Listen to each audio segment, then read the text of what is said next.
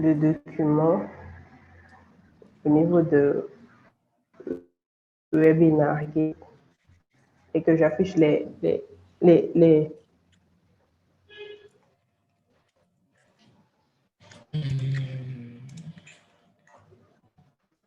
dossiers cachés, je pourrais voir. Donc, à présent, je vais créer un nouveau test. Donc,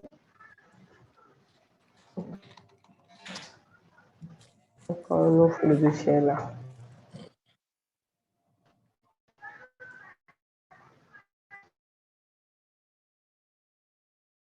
Avoir accès au fichier qui se trouve dans le dossier.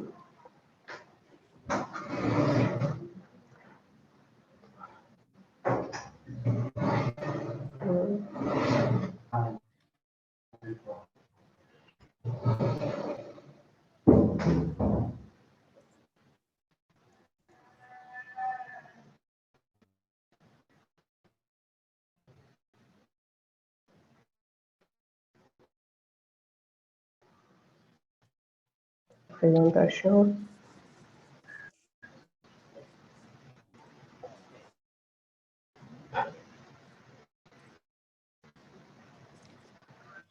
Donc, un dépôt, c'est une copie du projet. On fait git init, ça nous permet d'initialiser le dépôt. Et le dépôt se trouve dans la configuration se trouve dans le dépôt /git/config, c'est-à-dire dans le dossier .git.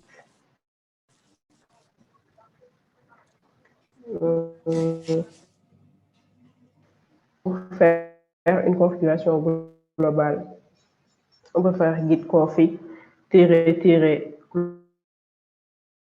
global, mais cette configuration, elle est faite une seule maintenant, bien après avoir créé le dépôt. Il y a aussi config global, le name.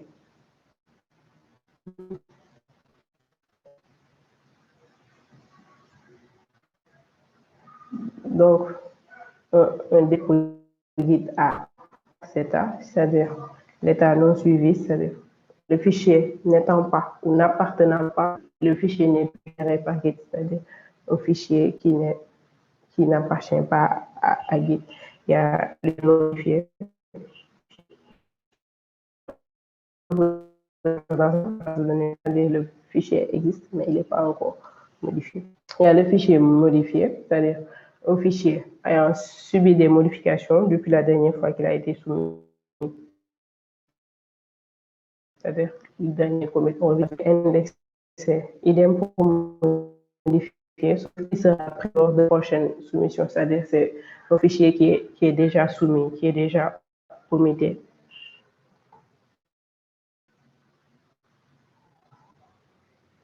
Le site il y a, comme je le disais tout à l'heure, non suivi. D'un coup, ajouter le fichier, il va à l'état non modifié. Fait des modifications, on résout on ajoute une nouvelle fonctionnalité de l'état non modifié à l'état modifié. Et après avoir modifié, on peut faire un commit et spécifier le fichier, excusez-moi, passe de modifier à indexer. On peut retourner à l'état non modifié, c'est-à-dire le fichier est indexé. Maintenant, on peut recommencer à faire des modifications. Et on part de non modifié, indexé, non modifié, indexé, jusqu'à ce qu'on envoie le dossier dans le dépôt licence. On fera plus tard. Git avec un dépôt local. Donc, lorsqu'on travaille avec Git, on suit en général toujours les étapes suivantes. On modifie le code source. Par exemple, mon fichier que j'avais créé tout à l'heure, test.html, je le modifie. Je teste si ce que j'ai modifié marche et les faire connaître à Git.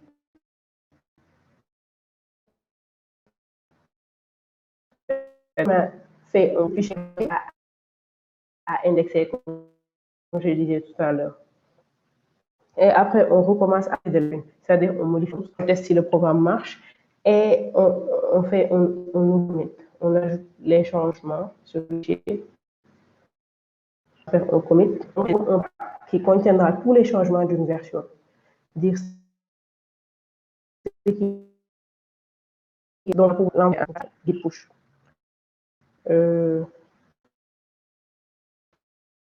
Et sera sur la ligne. J'espère que vous avez bien compris. C'est-à-dire ce que j'avais créé tout à l'heure, on l'initie. Et à partir de ce moment, vous pouvez commencer à modifier, ajouter des fichiers, modifier des fichiers. Donc, vous le modifiez, vous testez si ce que vous avez modifié d'envoyer des choses qui ne marchent pas. Vous testez ça marche. Dès que ça marche, vous faites un commit pour les faire connaître à Git. Tant que vous n'avez pas fait le commit, il ne pourra pas connaître ces changements. Donc, comment ajouter une modification? D'abord, avant même d'ajouter une modification, supposons que vous avez effectué des modifications dans un fichier. Donc, pour savoir les fichiers modifiés, vous pouvez faire Git status. Git status, voir tous les fichiers modifiés. Et vérifier aussi l'état des fichiers. Donc, je crois que vous faites Git status. Il faut vous dire tel fichier a été modifié, tel fichier a été modifié, telle ligne a été changée et tout. Donc, pour ajouter une modification toujours, donc pour ajouter tous les fichiers dans le répertoire courant, on fait git add espace. La commande git add permet d'ajouter des fichiers dans le courant. Donc, pour ajouter, vous pouvez utiliser git add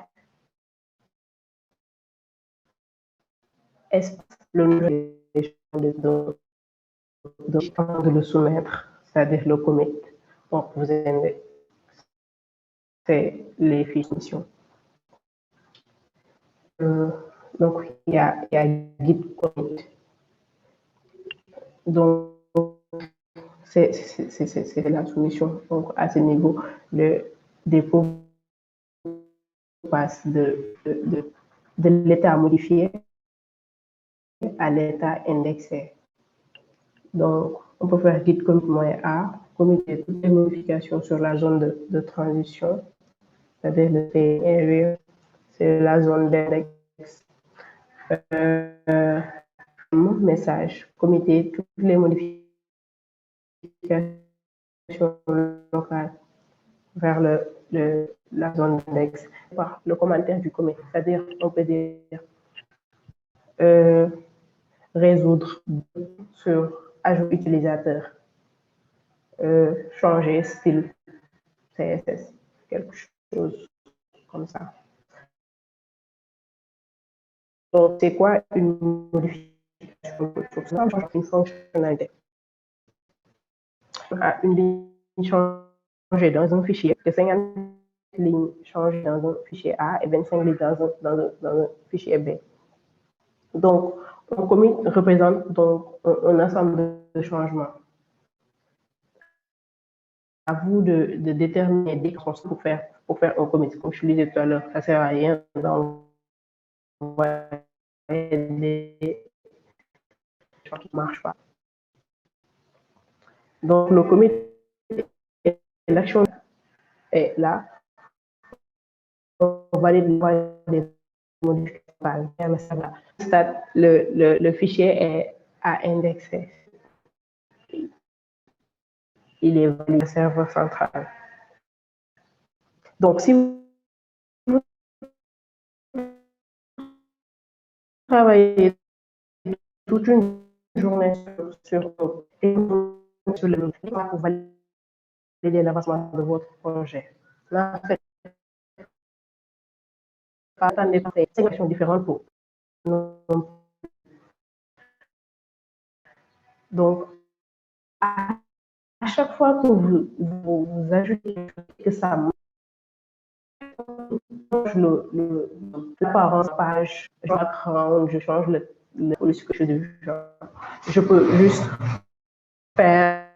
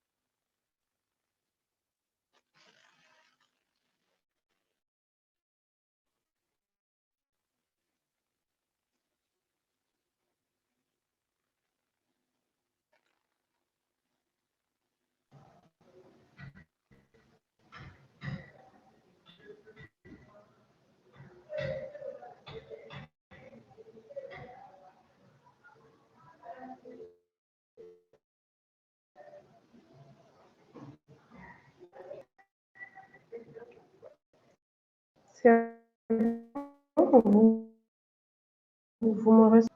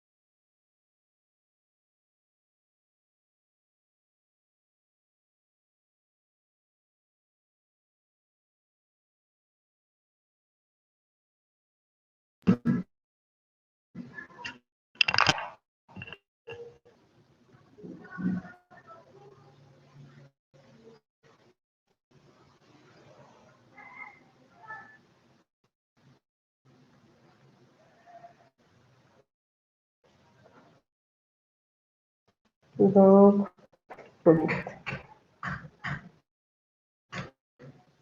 comme je le disais tout à l'heure, il ne faut pas attendre de terminer sa journée pour faire une vérification stable pour envoyer le commit.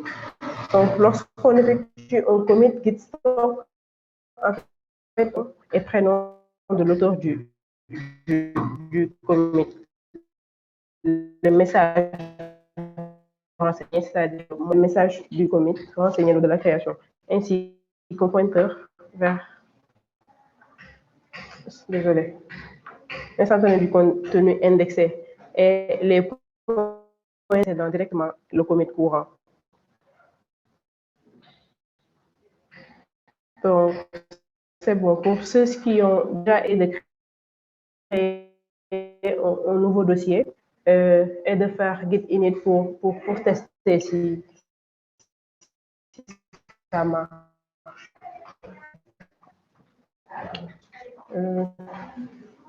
C'est bon. Donc, pour les branches, oui, tout à l'heure, une question concernant une branche. Une branche de guide, c'est comme une copie de travail de votre.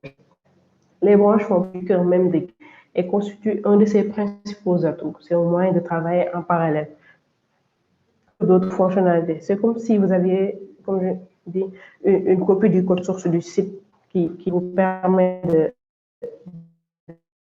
et de vérifier si elles fonctionnent avant de les intégrer au véritable code source. Par exemple, j'ai déjà un projet stable. Pour tester une nouvelle fonctionnalité, je peux aller directement créer une branche.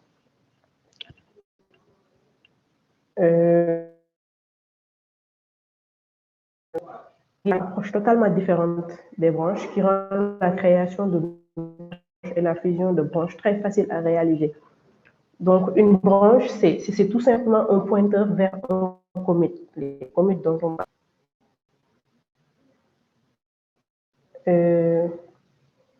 Donc, la branche par défaut sur Git s'appelle la branche master. C'est la branche native, la branche principale de notre projet.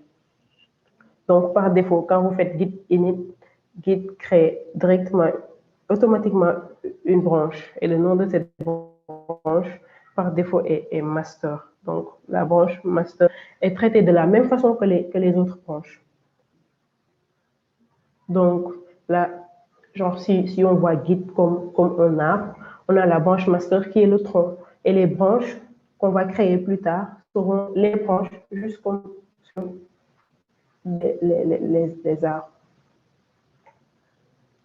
Donc, pour créer une nouvelle branche, vous faites git branche de la branche. Cette syntaxe va créer un nouveau pointeur vers le commit. Par exemple, vous voyez le schéma. J'ai un commit 1, commit 2, commit 3, jusqu'au commit N. Quand on crée une nouvelle branche, la branche pointe vers genre, juste comme vous voyez la branche master et pointe sur le dernier commit, et cette nouvelle branche-là aussi va pointer sur le même commit.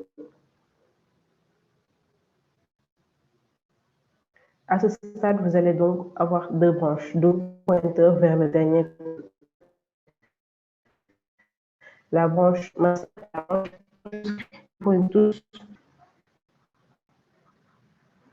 Donc, comment faire pour basculer sur une nouvelle branche? Par exemple, je suis sur la branche master. Je crée une nouvelle branche que j'appelle la branche test. Pour basculer sur la branche test, je fais git checkout test. Pour déterminer quelle branche utiliser, c'est-à-dire sur quelle branche vous vous trouvez, git utilise un autre pointeur en bas. Head point sur la branche master par défaut. Par défaut, il pointe sur la branche master. Mais dès que vous faites git checkout branche, genre git checkout, la head pointe sur la dernière branche. Donc,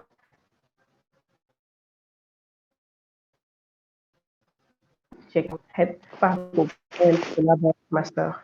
Et dès que vous faites un checkout, vous basculez de la branche master à la nouvelle branche créée. Donc, on peut également utiliser git checkout -b, le nom de la branche. Donc, créer une branche et basculer immédiatement dessus. Cela est l'équivalent d'utiliser git branche, puis git checkout. Vous pouvez juste faire git checkout -b, le nom de la branche, au lieu de de faire git push et git checkout. Donc, pour légender ce qu'on vient de dire tout à l'heure, vous pouvez considérer Git comme une branche, comme là à gauche, et la branche master est le tronc de l'arbre. Vous voyez les autres branches là, ce sont les branches créées. Donc, sur l'illustration à droite, on voit que la branche master est en gris et à partir du bleu, il a créé une nouvelle branche qui s'appelle. Il a créé une branche. Après, il a fait le developer feature, part 1. Après, il a fait un deuxième commit, develop a feature part 2. Il a fait des modifications, c'est-à-dire, il y a le commit là, fast bug fix. Et à partir du jaune, il a créé une autre branche pour tester une nouvelle fonctionnalité. Et après, il descend jusqu'en bas. Vous voyez que la branche bleue retourne vers la branche master. C'est-à-dire, la branche master, on a mergé la branche bleue à la branche master. Il y a la branche jaune qui vient jusqu'en bas et on le fusionne à la branche master. Donc, toutes les branches reviennent vers la branche master, qui est la branche principale, c'est-à-dire le tronc. Donc, on peut aussi supprimer des branches, comme sur les arbres. Hein. On ne peut pas supprimer le tronc. Dès qu'on supprime le tronc, ça veut dire que c'est fini. C'est ça, pour les branches. Donc, toujours sur les branches, quand on fait un nouveau commit, on voit que la nouvelle branche pointe vers le dernier commit et la branche master est toujours sur. Parce que on a basculé sur une nouvelle branche. Et c'est dans cette nouvelle branche-là qu'on a fait le commit. Donc, la nouvelle branche et le head point vers le dernier commit. À chaque fois qu'on crée un nouveau commit, la nouvelle branche avance automatiquement, tandis que master va toujours pointer sur le commit précédent. C'est en effet la branche sur laquelle on se situe lors d'un commit qui va pointer sur ce commit. Si on se trouve sur la branche test et qu'on fait un commit, la branche test pointe vers ce commit.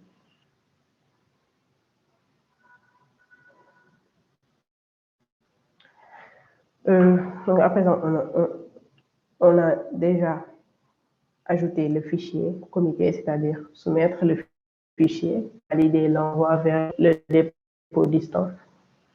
Maintenant, pour envoyer nos changements sur le serveur qui sert de point de rencontre entre les développeurs, on fait un git push. Maintenant, il est recommandé de faire régulièrement des commits, mais pas des push. Vous ne devez pas faire un push qu'une fois de temps en temps, pas plus d'une fois par jour en général. Évitez de faire systématiquement un push après chaque commit. Pourquoi? Parce que vous perdez la facilité avec laquelle il est possible d'annuler ou modifier un commit. Un push est irréversible. Une fois que vos commits sont publiés, il deviendra impossible de les supprimer ou de modifier le message de commit. Donc, avant de faire un push, réfléchissez à deux fois. Donc, il faut vraiment faire plus de commits et moins de push.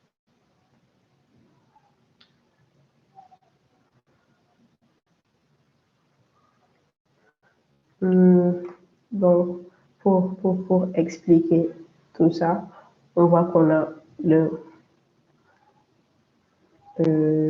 working directory, c'est-à-dire le dossier de travail.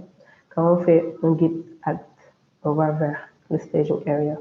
Quand on fait un git commit, on va directement vers le dépôt local. Les changements sont après en ce moment dans le dépôt local est prêt à être envoyé vers le dépôt distant. Et pour l'envoyer vers le dépôt distant, on fait un guide push. Et dès qu'on fait un guide push, nos modifications sont publiées dans le dépôt distant. Et les autres développeurs peuvent récupérer ce qu'on a fait avec un guide pull. Euh,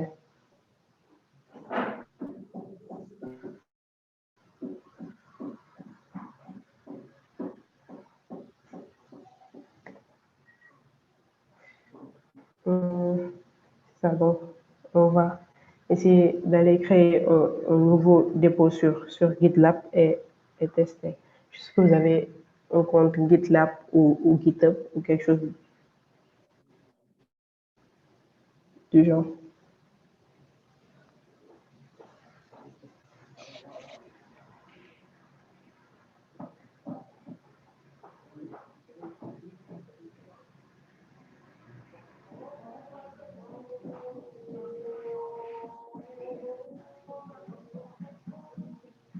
Désolé, Pape Jibé, je vais essayer d'utiliser plus la souris. Avez-vous des questions?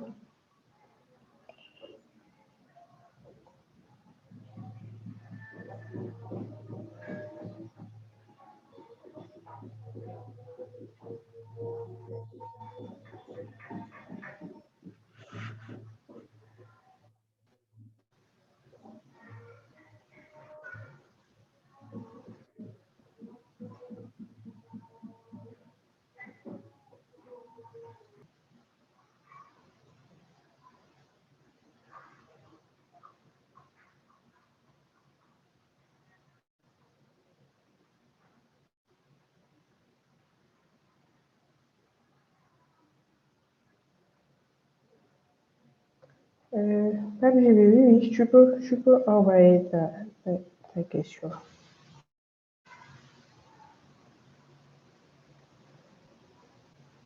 Gordy, oui, oui, vous pouvez, vous aurez le support après.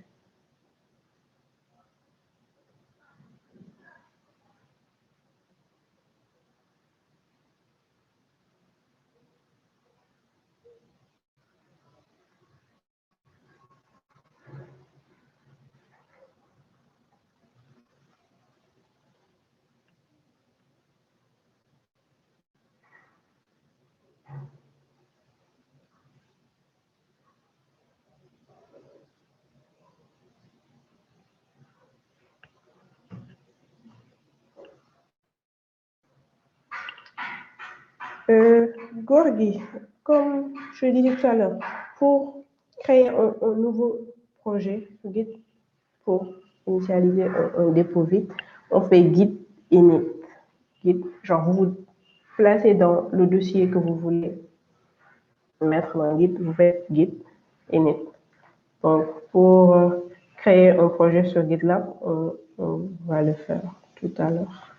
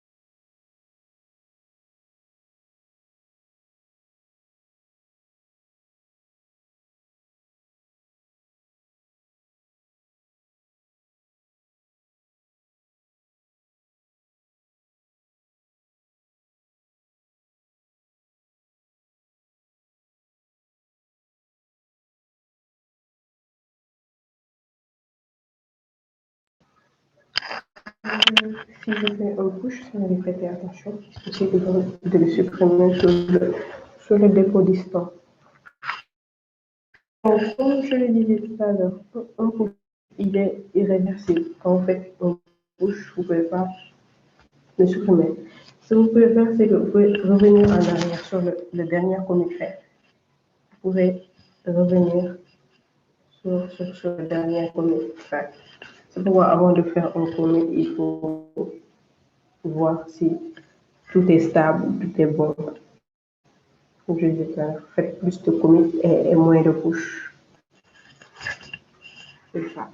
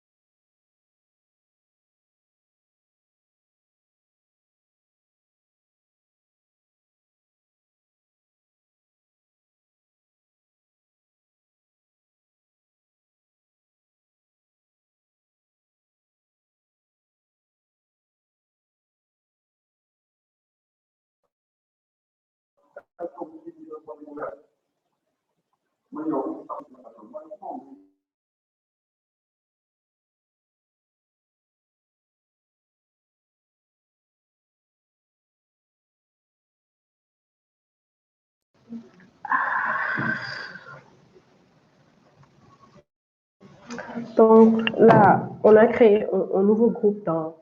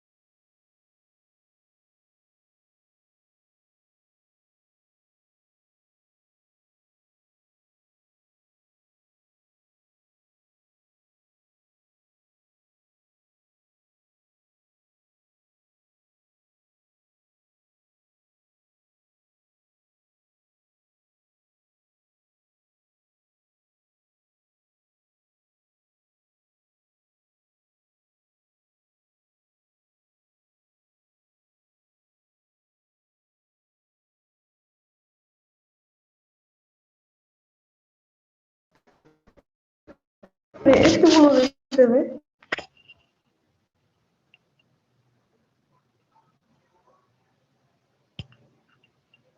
Ok, c'est bon.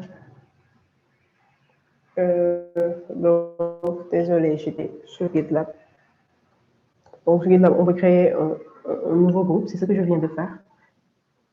Le groupe peut être à privé ou public. Donc, là, on peut créer un nouveau projet, c'est-à-dire le dépôt licence. On peut soit créer un projet vide ou créer à partir d'un template. On peut aussi importer un projet qui est sur GitHub ou Bitbucket. On peut l'importer sur GitLab. Là aussi, on peut importer ou même connecter un dépôt externe. Donc là, on va créer un projet vide. Le projet, on l'appelle webinaire. Donc là, l'URL du projet, on voit là webinaire, c'est créé dans un groupe, vous choisissez le groupe, sinon vous le créez dans votre compte, perso, c'est-à-dire pour moi c'est m.aita. Donc à vous de voir où vous voulez créer le nouveau projet. Là aussi, c'est optionnel, vous pouvez mettre une description pour votre projet.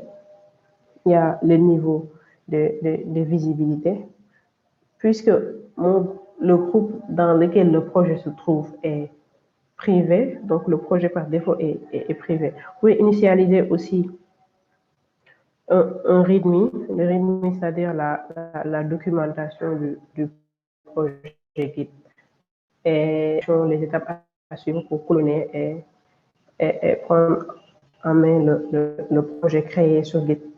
Donc, quand vous faites créer le projet et créer le projet directement.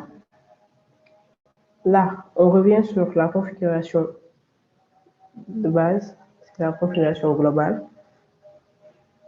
J'en avais parlé au début quand je parlais d'initialiser un dépôt Git. Donc, on peut faire git config-global user.name. Mon username c'est aitamay ou git config-global user.email et vous mettez le mail. Là aussi, on peut créer, il y a trois manières de un nouveau dépôt, c'est-à-dire un dépôt qui n'existe pas. Donc, on le crée et on l'initialise en même temps.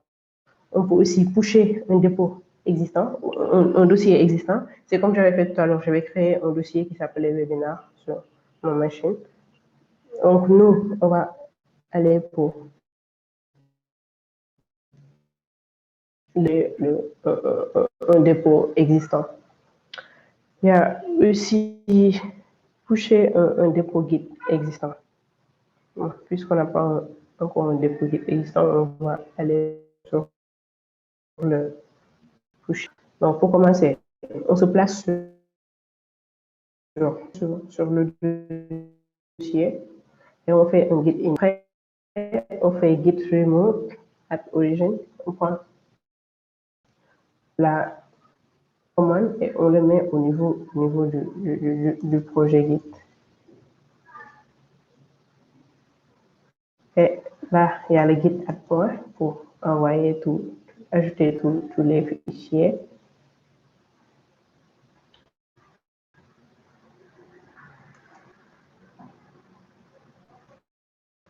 Il y a git commit, ce qui est fait.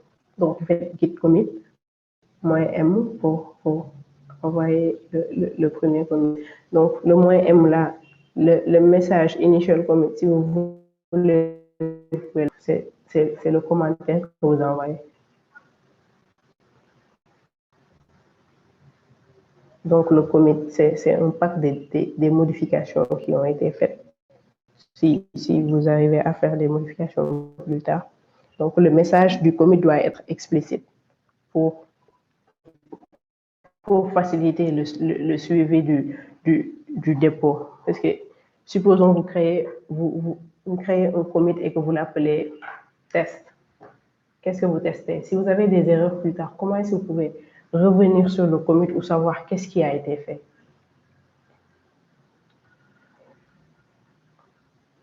Donc, vous faites le... Ah, c'est bon. Il dit que le fichier et tout. Là, il dit un fichier modifié, 0 insertion, 0 suppression.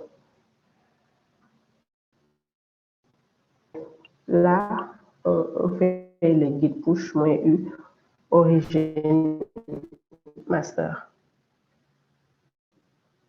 pour pusher le dépôt local vers le dépôt distant.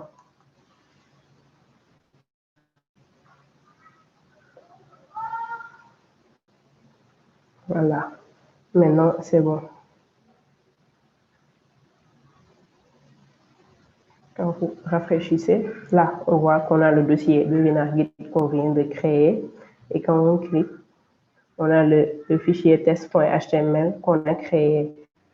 Là, on a la branche master. On n'a pas encore créé de branche, de nouvelles branches. Comme je disais tout à l'heure, la branche master, c'est la branche principale. C'est la branche qui est créée automatiquement. Dès qu'on fait git init, la branche master est créée. Vous avez toujours? Super.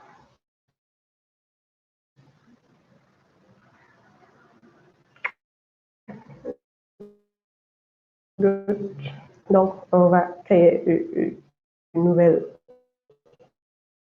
branche et check out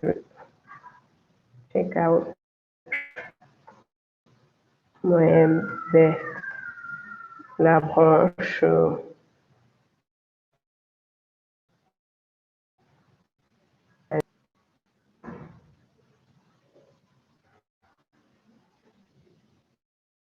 ah, désolé, je n'ai pas fait check out. Donc maintenant, on voit que on est switché sur la branche fonctionnalité 1. Quand on fait git branche,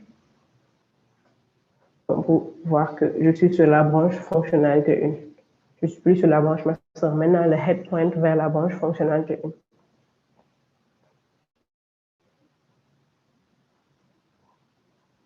Est-ce que vous avez des questions?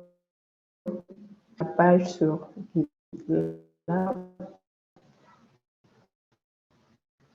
la branche créée, fonctionnalité, parce qu'on n'a pas envoyé.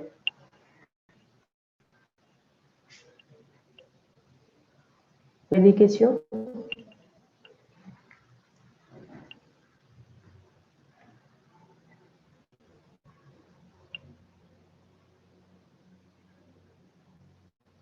Oui, alors, j'ai une question.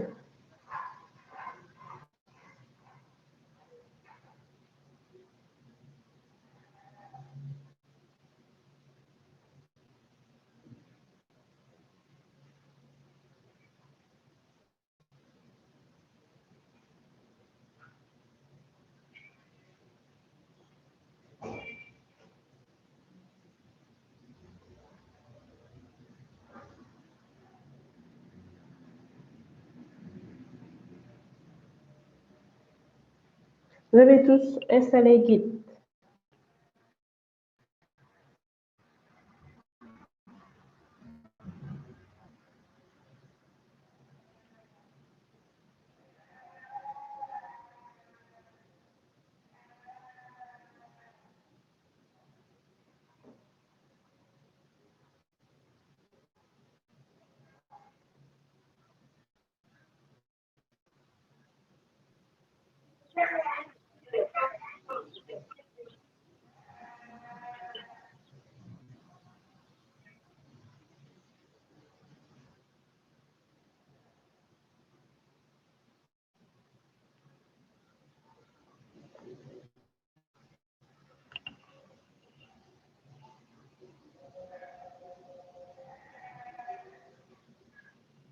Gorgui Diouf, quelle interface?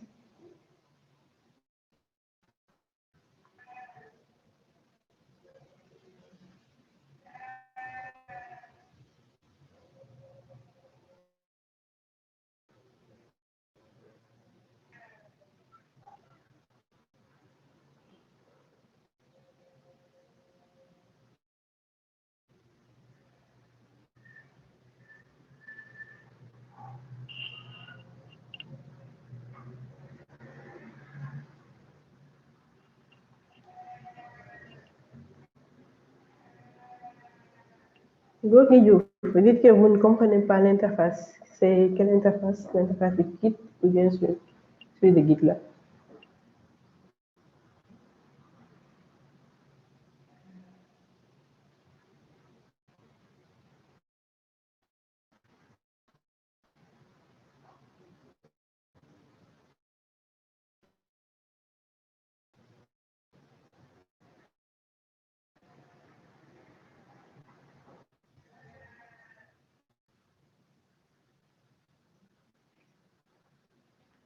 Qu'est-ce que vous ne comprenez pas exactement?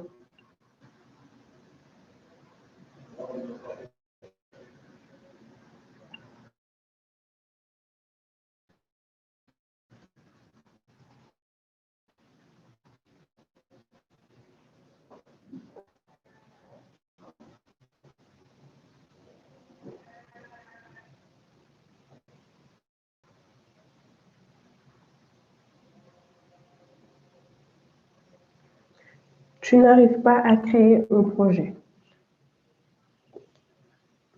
Maintenant, au niveau de documents, tu crées un nouveau projet que tu appelles webinar guide ou bien test guide ou bien tout ce que tu voudras.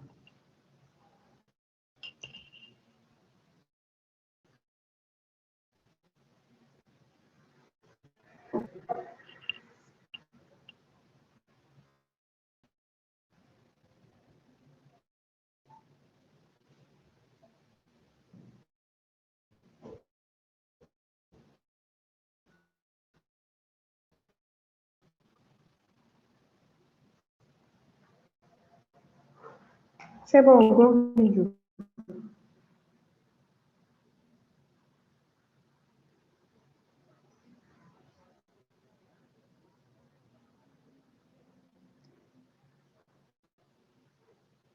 Maintenant, faites Windows R et vous mettez CMD pour ouvrir la ligne de commande.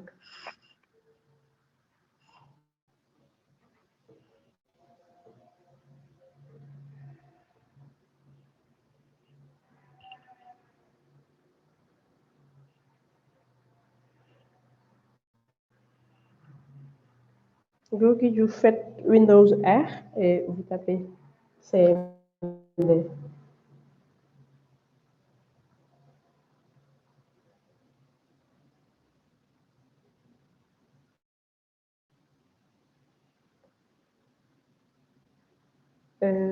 Faites CD documents pour vous déplacer dans les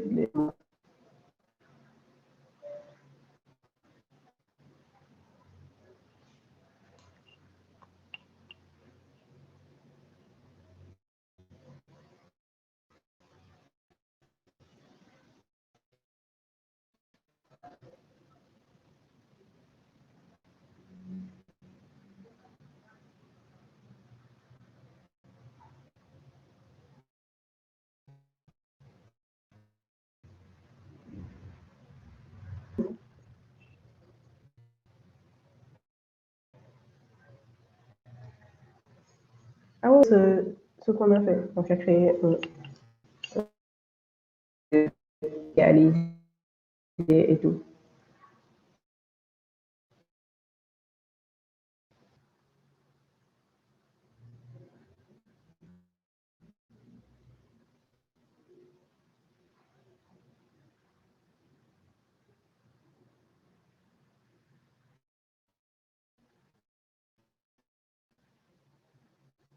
Documents. Après, tu fais CD, le nom du dossier que tu viens de créer.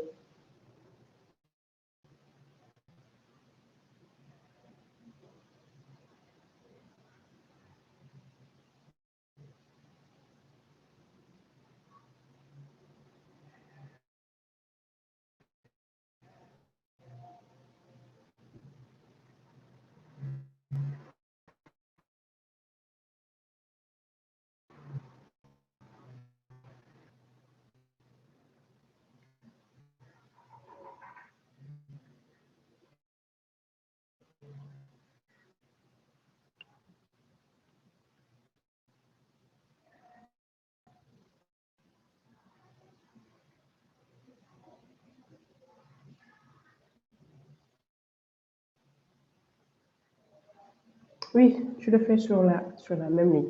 Quand tu fais CD documents, après, normalement, tu devrais te retrouver dans le document. Après, tu fais CD, le nom du dossier que tu as créé.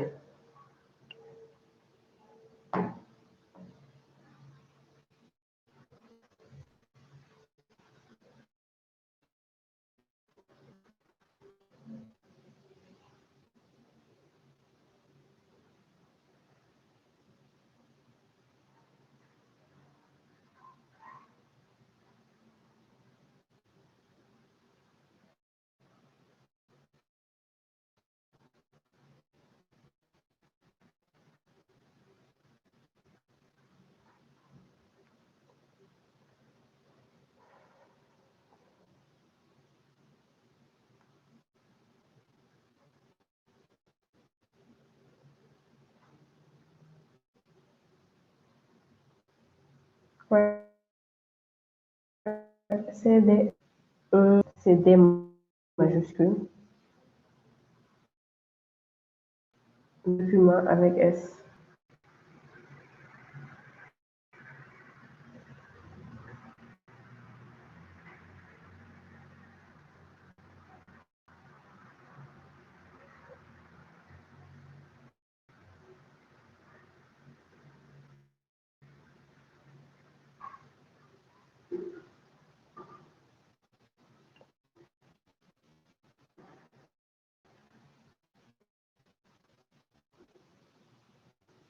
C'est fait. Faites CD espace le nom du dossier que tu as créé.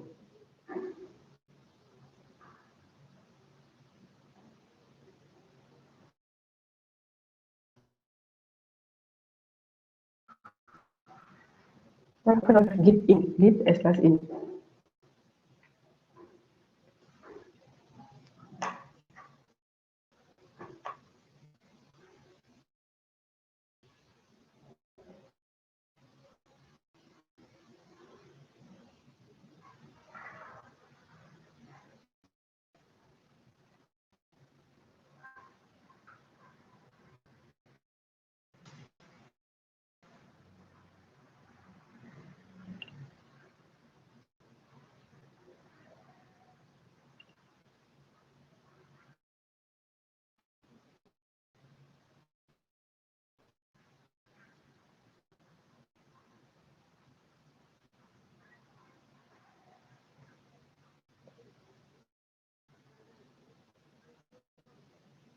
C'est bon, Gorgui.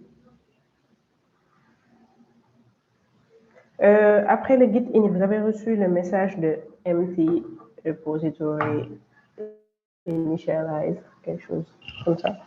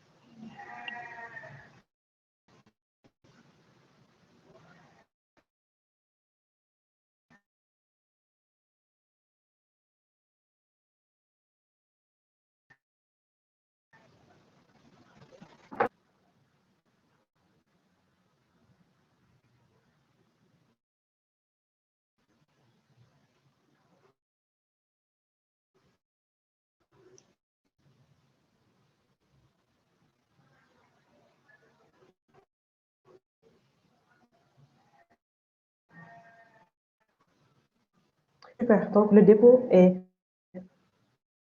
à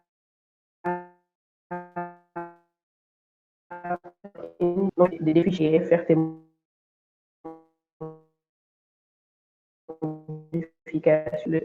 modifications, tu testes si ça marche, tu fais git add espace point pour envoyer, tu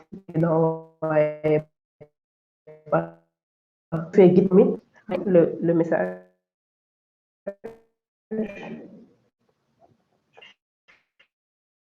git push pour publier sur le dépôt distant. Donc, vous avez des questions?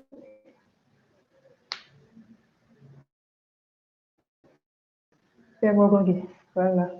Donc, pour la deuxième partie du webinaire, on fera tout ce qui est récupération des modifications qui ont été faites par un autre avec le développeur. Je dois récupérer ce qu'il a fait pour être à jour, pour avoir le projet, c'est-à-dire la dernière version. Partie, on fera ça. On fera aussi comment supprimer un commit, bon, revenir sur un commit.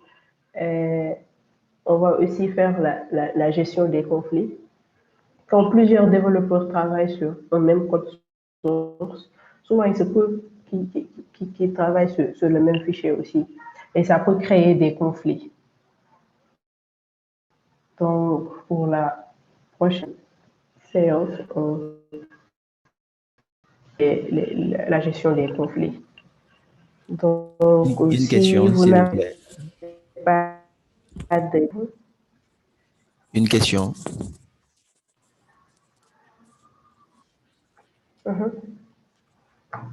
Pour moi qui suis novice et qui ne connais pas trop l'outil, qu'est-ce que c'est qu'un conflit dans l'utilisation des guides? Qu'est-ce que ça pourrait être? Un conflit.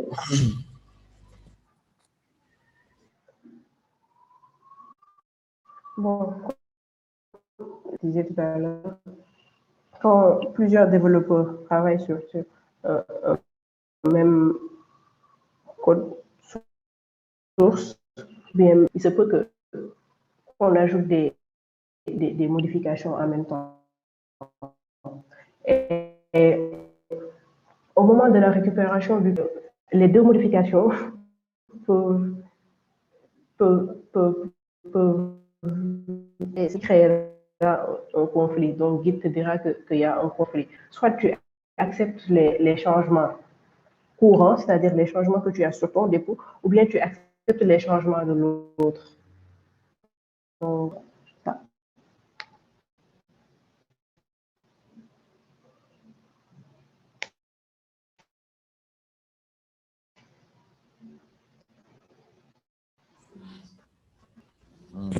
D'accord, je comprends. Mais en cas de... Bon, c'est vrai qu'on y reviendra. Peut-être que je vais attendre la deuxième partie pour poser la question suivante. D'accord. Pour les participants, ceux qui sont avec nous jusqu'à présent, vous n'avez pas de questions pour Coach Aïda?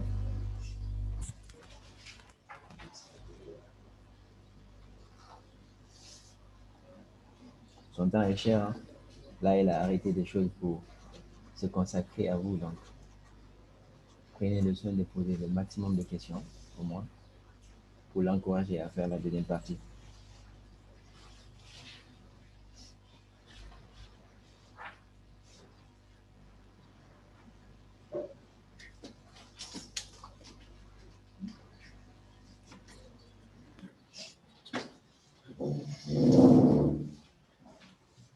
Bah écoute, Aïda, je crois qu'il n'y a pas assez de réactions. Je pense que, voilà, tu peux déjà donner le mot de la fin ou bien une conclusion à cette partie. Et puis, on leur donnera rendez-vous pour très prochainement pour un autre webinaire, déjà qui est prévu, qui va porter cette fois-ci sur une deuxième partie, l'un des éléments qu'on a déjà fait, à savoir l'intégration web qui sera faite. Et puis un autre webinaire aussi qui viendra, qui va cette fois-ci porter sur l'utilisation du framework Laravel. Donc, je te laisse la parole. Conclusion et mot de la fin, s'il te plaît. Bon.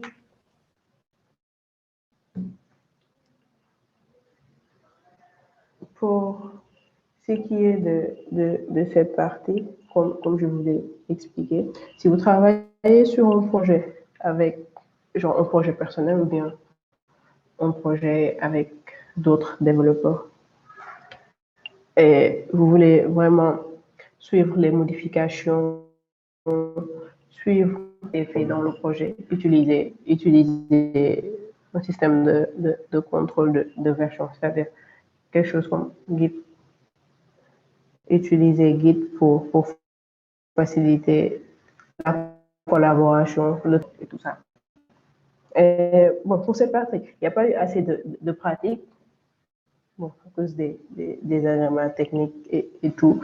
Mais pour la partie 2, on fera du pratique, disons 80% de pratique. On va pratiquer tout ce qu'on a eu à expliquer aujourd'hui. La fusion, les conflits, les retours sur les commits et tout. Donc, c'est ça. Merci pour votre attention et merci d'avoir répondu présent. Donc, Gordy, vous demandez le support. D'accord, pas de souci. Oui, on vous enverra, Oui, comment est-ce on vous qu'il enverra le support. Ils sont tous dans un groupe WhatsApp. Le groupe, en quelque sorte, de partie, il est créé pour ça. C'est pour recevoir déjà le support et pour échanger s'ils ont des questions plus poussées que ça, préparer la deuxième partie. Donc, ne vous en faites pas, on vous enverra D'accord. le groupe WhatsApp, y compris l'enregistrement D'accord. aussi du webinaire. Et Sur les ce, questions plus tard, vous pouvez les envoyer dans le groupe ouais, WhatsApp. ouais, ouais. Ceux qui ont raté des parties aussi, ne vous en faites pas. Tout le webinaire a été enregistré, donc on va mettre tout ça dans un dossier et puis vous le partagez. Sur ce, on se dit à plus tard pour un prochain webinaire déjà. Et merci d'avoir répondu présent. Merci beaucoup. Merci.